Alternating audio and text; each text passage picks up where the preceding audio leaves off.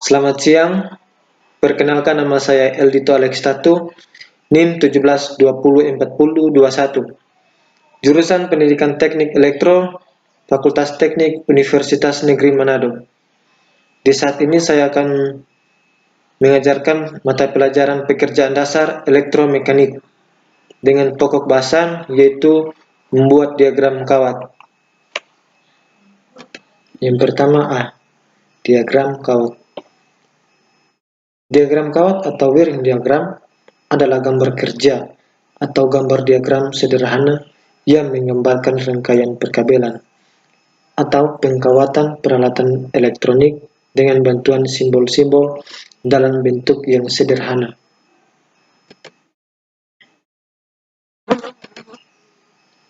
Diagram kawat ibarat peta yang menunjukkan fungsi dari suatu peralatan elektronik dan komponen-komponen yang penyusunnya saling tersambung sebagai satu rangkaian elektronik, serta menunjukkan aliran arus pada rangkaian elektronik. Yang pertama, 1. Merancang diagram kawat. Dalam merancang diagram kawat, hal-hal yang harus diperhatikan dalam membuat diagram kawat adalah sebagai berikut. Yang pertama, jalur arus digambarkan dengan garis lurus tanpa perpotongan. Jadi untuk jalur arus itu digambarkan dengan garis lurus tanpa ada perpotongan atau dan lain-lain. Yang B, posisi ruang dan interkoneksi mekanik dari masing-masing bagian tidak digambarkan dalam diagram kawat. Yang C, diagram kawat harus menunjukkan metode operasi dan urutan penyaklaran suatu rangkaian elektronik atau sistem dengan jelas dan tepat.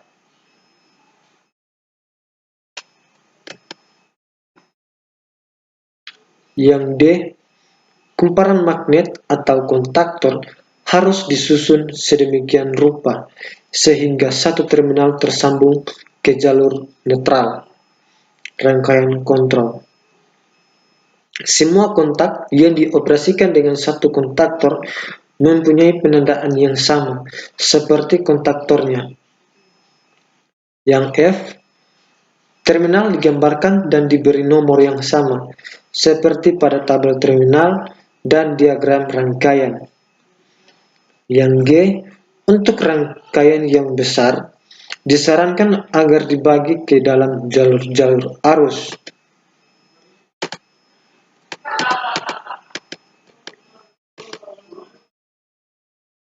Yang H, diagram alat dari alat pembagi penggambarannya di bawah jalur arus. Yang berikut I, jenis kontak saklar naik, normal atau tertutup atau terbuka, atau yang biasa disebut dengan NO, NC, bagian di mana kontak berada harus bebas. Untuk NO yang kita kenal sebagai normally open dan NC adalah normally close. J, setiap bagian alat diberi kode huruf yang berfungsi sebagai penanda jenisnya. Jika terdapat bagian dari jenis yang sama, maka diberi nomor yang berurutan. Petunjuk untuk merancang diagram kawat. Yang pertama A, penggambaran jalur arus secara vertikal dan antara jalur suplai tegangan. Jadi di sini ada dua gambar, gambar 1 dan gambar 2. Untuk gambar yang pertama, pada gambar diagram kawat, untuk gambar diberi tanda silang ini, adalah penggambaran diagram yang salah. Dan untuk gambar yang kedua, diberi tanda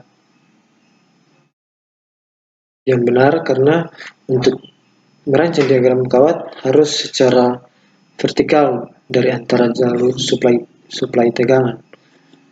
Untuk gambar yang pertama boleh dilihat untuk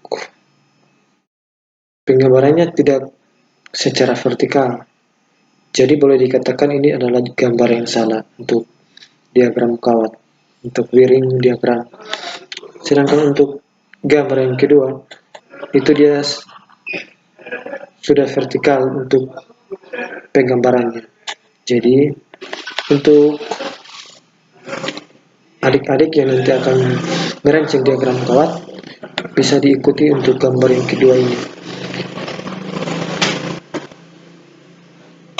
Karena pada diagram kawat harus secara vertikal untuk merancang diagram atau wiring diagram.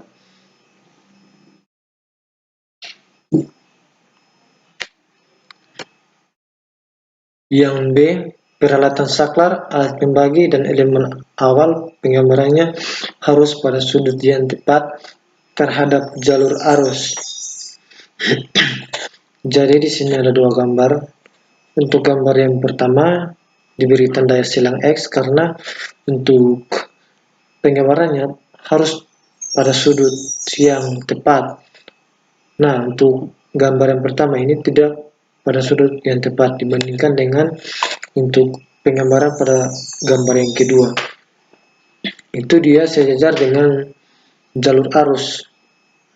Jadi untuk merancang diagram kawat harus sejajar. Nah, boleh nanti saya jelaskan untuk gambar ini yaitu gambar rangkaian satu kontaktor.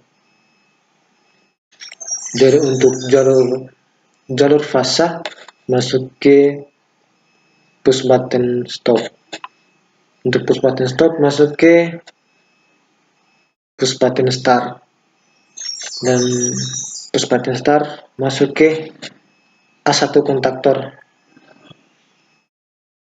Dan untuk netral dia masuk ke A2 kontaktor. Nah, dan di sini untuk saya tidak akan menjelaskan secara detail karena mata pelajaran ini untuk mata pelajaran pekerjaan dasar elektromekanik, bukan pekerjaan dasar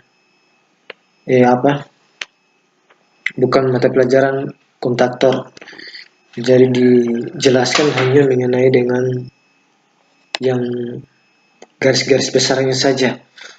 Untuk lebih jelasnya nanti di pertemuan berikut nanti saya akan jelaskan terkait dengan rangkaian satu kontaktor. Yang C, arah aliran arus listrik selalu dari atas ke bawah. Nah, untuk penggambaran wiring diagram, untuk arah aliran arus harus dari atas ke bawah. Contoh bisa dilihat pada gambar di bawah ini. Untuk jalur fasa dia dari atas ke bawah untuk masuk di push button dan seterusnya. Dan untuk semua penggambaran wiring diagram tidak ada yang dari bawah ke atas, semua dari atas ke bawah. Untuk lebih jelasnya pada penggambaran wiring diagram, untuk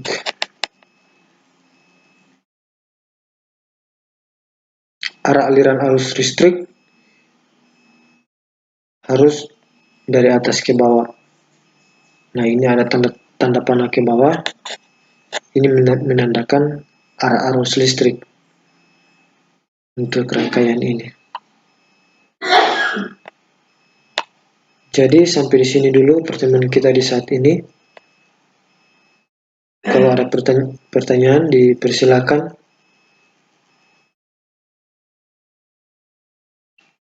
Jadi pertemuan kita sampai di sini dulu. Kalau tidak ada pertanyaan,